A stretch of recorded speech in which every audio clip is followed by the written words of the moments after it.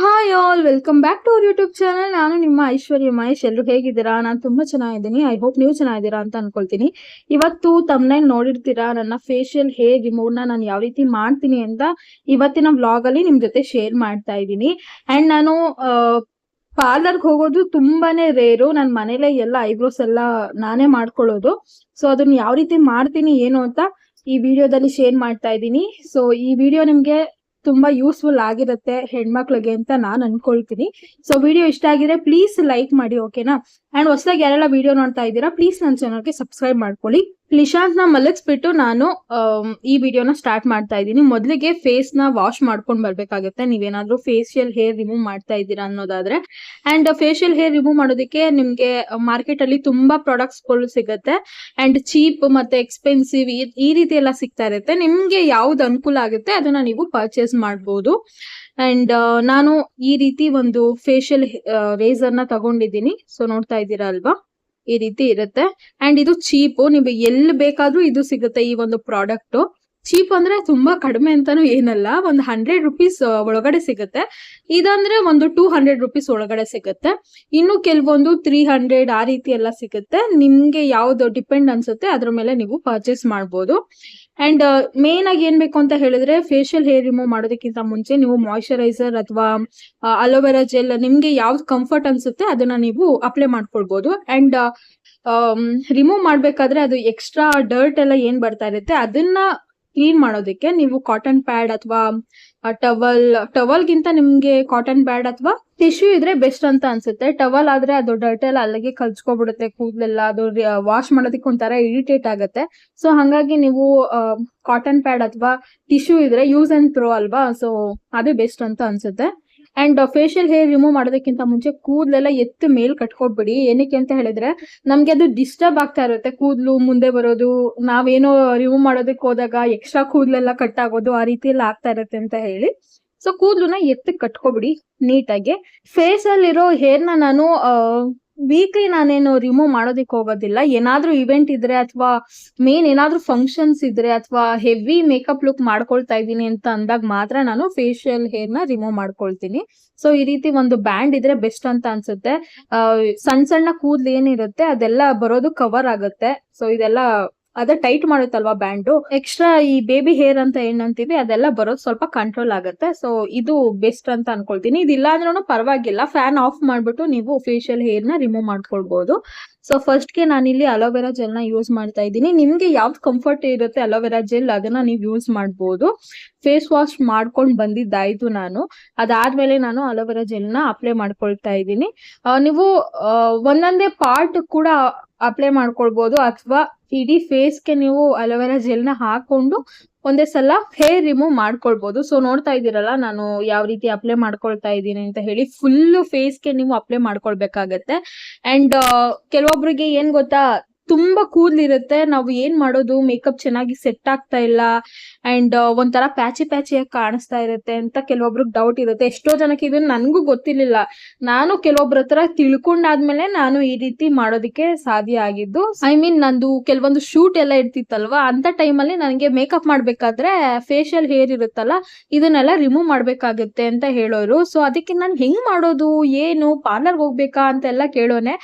Financial ನೀವು ಇದ್ರೆ ಪಾರ್ಲರ್ಗೆ ಹೋಗಿ ಹೇರ್ ರಿಮೂವ್ ಮಾಡ್ಕೊಳ್ಬಹುದು. ಇಲ್ಲ ಅಂತ ಹೇಳಿದ್ರೆ ನೀವೇ ಮನೇಲಿ ಆರಾಮಾಗಿ ಹೇರ್ ರಿಮೂವ್ ಮಾಡ್ಕೊಳ್ಬಹುದು.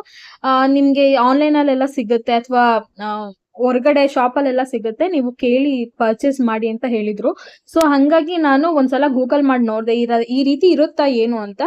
ಸೊ ಅದಾದ್ಮೇಲೆ ನನಗೆ ಗೊತ್ತಾಗಿದ್ದು, ಮೇಕಪ್ ಚೆನ್ನಾಗಿ ಸೆಟ್ ಆಗ್ಬೇಕು ಅಂತ ಹೇಳಿದ್ರೆ ಫೇಶಿಯಲ್ ಹೇರ್ ರಿಮೂವ್ ಮಾಡಿದ್ರೆ ಬೆಸ್ಟ್ ಅಂತ. ಅಂಡ್ ನೀವು ಮೇಲ್ಗಡೆಯಿಂದ ಕೆಳಗಡೆ ಈಗ ನಾನು ಏನ್ ತೋರಿಸ್ತಾ ಇದ್ದೀನಿ, ಸೊ ಈ ರೀತಿ ನೀವು ಫೇಶಿಯಲ್ ಹೇರ್ ನ ರಿಮೂವ್ ಮಾಡ್ಕೊಳ್ಬೇಕಾಗತ್ತೆ. ಅಂಡ್ ಇನ್ನು ಕೆಲವೊಬ್ಬರಿಗೆ ಒಂದು ಡೌಟ್ ಇರುತ್ತೆ, ಏನ್ ಗೊತ್ತಾ, ಫೇಶಿಯಲ್ ಹೇರ್ ರಿಮೂವ್ ಮಾಡಿದಾಗ ಅದು ಮತ್ತೆ ಕೂದಲು ಇನ್ನು ಎಕ್ಸ್ಟ್ರಾ ಡಬಲ್ ಬರುತ್ತೇನೋ, ಈಗಿರೋದಕ್ಕಿಂತ ಇನ್ನೂ ಜಾಸ್ತಿ ಬರುತ್ತೇನೋ ಕೂದಲು ಅಂತ ಕೆಲವೊಬ್ರಿಗೆ ಅದು ಥಾಟ್ ಇದೆ.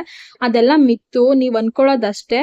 ಕೂದಲನ್ನ ನೀವು ರಿಮೂವ್ ಮಾಡಿದಷ್ಟು ಅದು ಕಂಟ್ರೋಲ್ ಆಗುತ್ತೆ, ಕಡಿಮೆ ಬರೋದಕ್ಕೆ ಸ್ಟಾರ್ಟ್ ಆಗುತ್ತೆ, ಕೂದಲು ಗ್ರೋತ್ ಆಗೋದು. ಅಂಡ್ ಸ್ಕಿನ್ ತುಂಬಾ ಗ್ಲೋ ಕಾಣಿಸುತ್ತೆ. ನೀವು ಏನ್ ಕಲರ್ ಇದ್ದೀರಾ ಅದಕ್ಕಿಂತ ಸ್ವಲ್ಪ ಬ್ರೈಟ್ ಆಗಿ ಕಾಣಿಸ್ತೀರಾ ನೀವು ಫೇಸ್ ಹೇರ್ ರಿಮೂವ್ ಮಾಡಿದಾಗ. ಇದನ್ನ ನೀವು ಅಬ್ಸರ್ವ್ ಮಾಡಿ, ನಿಮ್ಮ ಫೇಸ್ ಬಿಫೋರ್ ಮತ್ತೆ ಆಫ್ಟರ್ ಎರೇಸ್ ಮಾಡಿದಾಗ ಯಾವ ರೀತಿ ಕಾಣಿಸುತ್ತೆ ಅಂತ. ಸೊ ನನ್ಗೂ ಅಷ್ಟೇ, ನಾನು ಫೇಶಿಯಲ್ ಹೇರ್ ರಿಮೂವ್ ಮಾಡಿದಾಗ ನನ್ನ ಸ್ಕಿನ್ ಸ್ವಲ್ಪ ಬ್ರೈಟ್ ಆಗಿ ಕಾಣಿಸೋದು, ಆಮೇಲೆ ಸಾಫ್ಟ್ ಆಗಿ ಅನ್ಸೋದು, ಅಂಡ್ ಮೇಕಪ್ ತುಂಬಾ ಚೆನ್ನಾಗಿ ಸೆಟ್ ಆಗುತ್ತೆ. ಹಾಗೆ ನಾವ್ ಯಾವ್ದೇ ಕ್ರೀಮ್ ಅಪ್ಲೈ ಮಾಡಿದ್ರು, ಮಾಯಶ್ಚರೈಸರ್, ಸನ್ಸ್ಕ್ರೀನ್, ಲೋಷನ್, ಎನಿಥಿಂಗ್, ನಾವ್ ಯಾವ್ದೇ ಒಂದು ಕ್ರೀಮ್ ನ ಅಪ್ಲೈ ಮಾಡಿದಾಗ ಅದು ಸ್ಕಿನ್ ಬೇಗ ಅಬ್ಸರ್ವ್ ಆಗುತ್ತೆ, ತುಂಬಾ ಶೈನಿಂಗ್ ಕೊಡೋದಕ್ಕೆ ಸ್ಟಾರ್ಟ್ ಆಗುತ್ತೆ. ಅಂಡ್ ನನ್ನ ಸ್ಕಿನ್ ಮೇಲಿರೋ ಈ ಕೂದಲು ನೋಡಿ ಯಾವ ರೀತಿ ಕಾಣಿಸ್ತಾ ಇದೆ ಅಂತ. ನಂದು ಮೊದ್ಲೆಲ್ಲ ಜಾಸ್ತಿ ಇತ್ತು ಸ್ಕಿನ್ ಮೇಲೆ, ಇವಾಗ ನಾನು ಅವಾಗ ರಿಮೂವ್ ಮಾಡ್ಕೊಳ್ತಾ ಇರ್ತೀನಲ್ವಾ ಫೇಶಿಯಲ್ ಹೇರು, ಸೊ ಅವಾಗ ಕಂಟ್ರೋಲ್ ಆಗ್ತಾ ಬಂತು, ಸ್ವಲ್ಪನೇ ಹೇರ್ ಗ್ರೋತ್ ಆಗ್ತಾ ಇದೆ. ಅಂಡ್ ಅಪ್ಪರ್ ಲಿಪ್ ಮತ್ತೆ ಲೋವರ್ ಲಿಪ್ ಅಷ್ಟೇ ನೀವು ಮೇಲ್ಗಡೆಯಿಂದಾನೇ ಫೇಶಿಯಲ್ ಹೇರ್ ರಿಮೂವ್ ಮಾಡ್ಕೊಳ್ಬೇಕಾಗತ್ತೆ. ತುಂಬಾ ಸ್ಮೂತ್ ಆಗುತ್ತೆ. ಎಕ್ಸ್ಟ್ರಾ ಎಫರ್ಟ್ ಹಾಕಿ ನೀವು ಶೇವ್ ಮಾಡೋ ಅವಶ್ಯಕತೆನೇ ಇರೋದಿಲ್ಲ. ನೀವು ಪಾರ್ಲರ್ ಹೋಗೋದಕ್ಕೆ ಎಷ್ಟೆಲ್ಲ ಅಮೌಂಟ್ ತಗೊಳ್ತಾರೆ ಗೊತ್ತಾ ಇದನ್ನ ಫೇಶಿಯಲ್ ಹೇರ್ ರಿಮೂವ್ ಮಾಡೋದಕ್ಕೆ.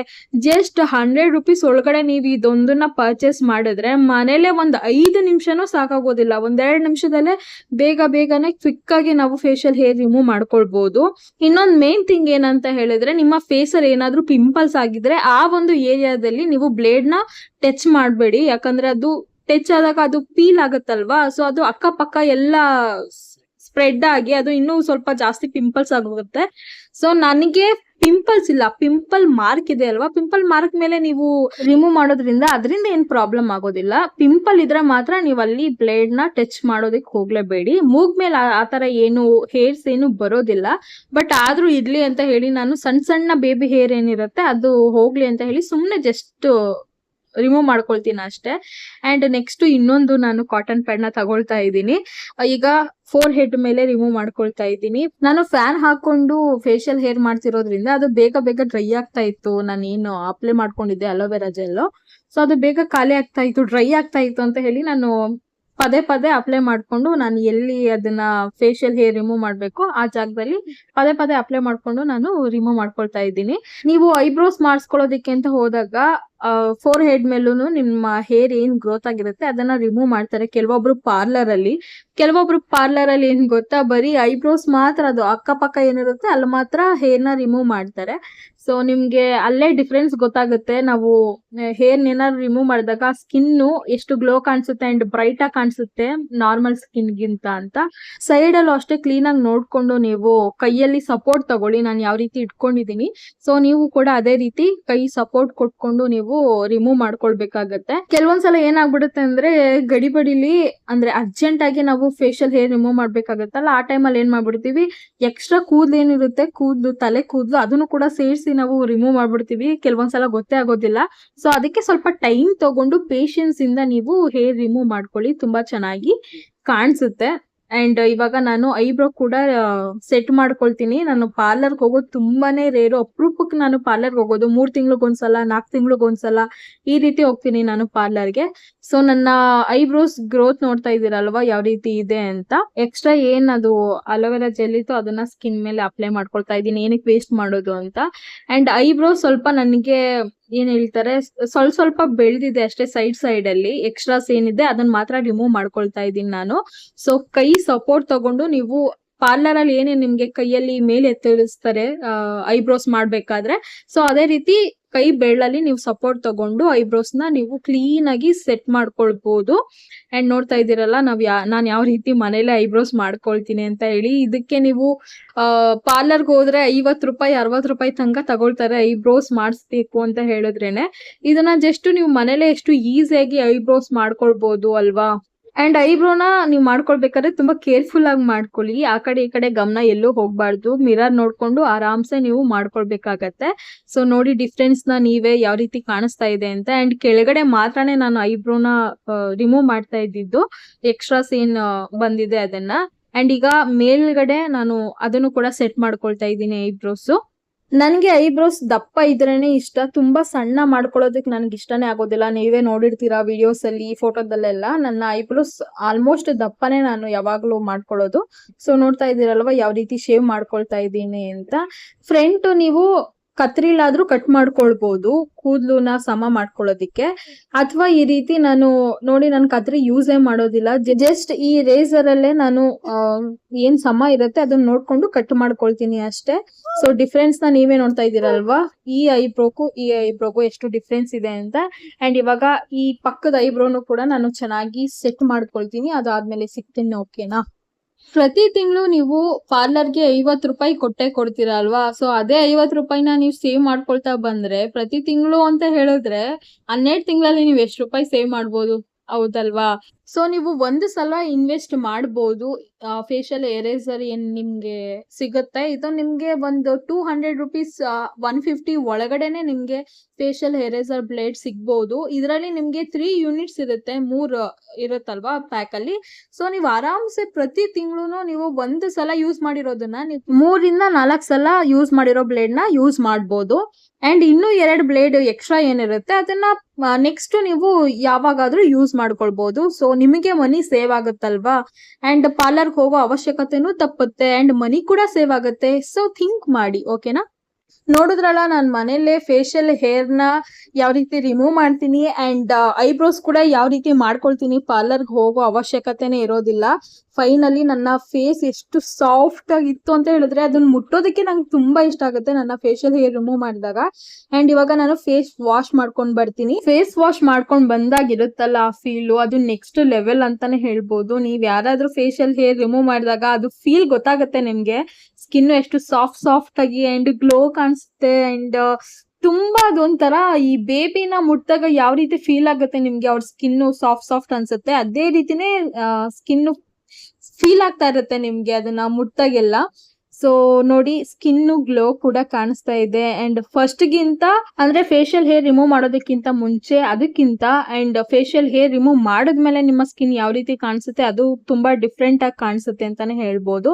ನೆಕ್ಸ್ಟ್ ನಾನಿಲ್ಲಿ ಸಿರಮ್ ನ ಯೂಸ್ ಮಾಡ್ತಾ ಇದ್ದೀನಿ. ನೀವೇನಾದ್ರೂ ಫೇಸ್ ಸಿರಮ್ ನ ಯೂಸ್ ಮಾಡ್ತಾ ಇದ್ದೀರಾ ಅಂತ ಹೇಳಿದ್ರೆ ಅದನ್ನ ನೀವು ಅಪ್ಲೈ ಮಾಡ್ಕೊಳ್ಬೇಕಾಗತ್ತೆ. ಅಥವಾ ಮಾಯಿಶ್ಚರೈಸರ್ ನ ಮಸ್ಟ್ ಅಂಡ್ ಶುಡ್ ನೀವು ಅಪ್ಲೈ ಮಾಡ್ಲೇಬೇಕು. ಯಾಕಂದ್ರೆ ಸ್ಕಿನ್ ಏನು ಡ್ಯಾಮೇಜ್ ಆಗ್ಬಾರ್ದು, ಕಿರಿಕಿರಿ ಆಗ್ಬಾರ್ದು ಅಂಡ್ ಪಿಂಪಲ್ಸ್ ಬರಬಾರ್ದು ಅನ್ನೋದಾದ್ರೆ ನೀವು ಈ ರೀತಿ ಮಾಯಿಶ್ಚರೈಸರ್ ಕ್ರೀಮ್ ನ ಅಪ್ಲೈ ಮಾಡ್ಕೊಳ್ಳೇಬೇಕು. ಮಸ್ಟ್ ಅಂಡ್ ಶುಡ್, ಮರಿಲೇಬೇಡಿ. ಓಕೆನಾ? ನಿಮ್ ಹತ್ರ ಟೈಮ್ ಇದ್ರೆ ನೀವು ಫೇಸ್ ಸಿರಮ್ ಏನ್ ಅಪ್ಲೈ ಮಾಡ್ಕೊಂಡಿರ್ತೀರಾ ಅದರಲ್ಲಿ ಸ್ವಲ್ಪ 1 ನಿಮಿಷ ಅಥವಾ 2 ನಿಮಿಷ ಫೇಸ್ ಮಸಾಜ್ ಮಾಡಿ, ನಿಮ್ಗೆ ಅದು ಇನ್ನೂ ಗುಡ್ ಫೀಲ್ ಸಿಗುತ್ತೆ ಅಂತಾನೆ ಹೇಳ್ಬೋದು. ನನ್ಗಂತೂ ಮುಟ್ಟಿ ಅದ್ ಎಷ್ಟ್ ಸಲ ನೋಡ್ಕೊಬಿಡ್ತೀನೋ ನನ್ನ ಫೇಸ್ ಹೇರ್ ರಿಮೂವ್ ಮಾಡಿದಾಗ ತುಂಬಾ ಸಾಫ್ಟ್ ಅನ್ಸುತ್ತೆ ಅಂಡ್ ಒಂಥರ ಸ್ಪಾಂಜಿ ಆಗಿರುತ್ತೆ ಸ್ಕಿನ್ ಅಂತಾನೆ ಹೇಳ್ಬೋದು. ನೆಕ್ಸ್ಟ್ ನಾನಿಲ್ಲಿ ಮಾಯಿಶ್ಚರೈಸರ್ ಕ್ರೀಮ್ ನ ಅಪ್ಲೈ ಮಾಡ್ತಾ ಇದ್ದೀನಿ. ನನ್ನ ಪ್ರಾಡಕ್ಟ್ ಏನೆಲ್ಲ ಯೂಸ್ ಮಾಡಿದ್ದೀನಿ ಅದನ್ನ ಪ್ರತಿಯೊಂದನ್ನು ನಾನು ಟ್ಯಾಗ್ ಮಾಡಿರ್ತೀನಿ. ಕಮೆಂಟ್ ಅಲ್ಲಿ ನೀವು ಕೇಳ್ಬೇಡಿ ಲಿಂಕ್ ಕಳಿಸಿ ಅಂತ, ವಿಡಿಯೋದಲ್ಲೇ ನಾನು ಟ್ಯಾಗ್ ಮಾಡಿರ್ತೀನಿ, ನೀವು ಆರಾಮ್ಸೆ ಬೈ ಮಾಡ್ಬೋದು. ಓಕೆನಾ? ಅಂಡ್ ಇನ್ನೊಂದ್ ಏನಪ್ಪಾ ಅಂತ ಹೇಳಿದ್ರೆ, ಮೇನ್ ಥಿಂಗ್ ಏನ್ ಗೊತ್ತಾ, ನೀವು ಫೇಶಿಯಲ್ ಹೇರ್ ರಿಮೂವ್ ಮಾಡಿದ ದಿನ ಮೇಕಪ್ ಅಥವಾ ಹೆವಿ ಏನಂತಾರೆ ಒಟ್ನಲ್ಲಿ ಮೇಕಪ್ ಮಾಡ್ಕೊಳ್ಳೋದಿಕ್ ಹೋಗ್ಬೇಡಿ. ಅರ್ಜೆಂಟ್ ಏನಾದ್ರೂ ಇತ್ತು ಅಥವಾ ಏನೋ ಒಂದ್ ಫಂಕ್ಷನ್ ಇದೆ ಅದಕ್ಕೆ ಹೋಗ್ಲೇಬೇಕು ಅನ್ನೋದು ಏನಾದ್ರು ಇದ್ರೆ ಮಾತ್ರ ನೀವು ಫೇಸ್ ಮೇಲೆ ಮೇಕಪ್ ನ ಅಪ್ಲೈ ಮಾಡ್ಕೊಳ್ಳಿ. ಇಲ್ಲ ಅಂತ ಹೇಳಿದ್ರೆ ನೆಕ್ಸ್ಟ್ ಡೇ ನೀವು ಮೇಕಪ್ ಮಾಡ್ಕೊಳ್ಬಹುದು.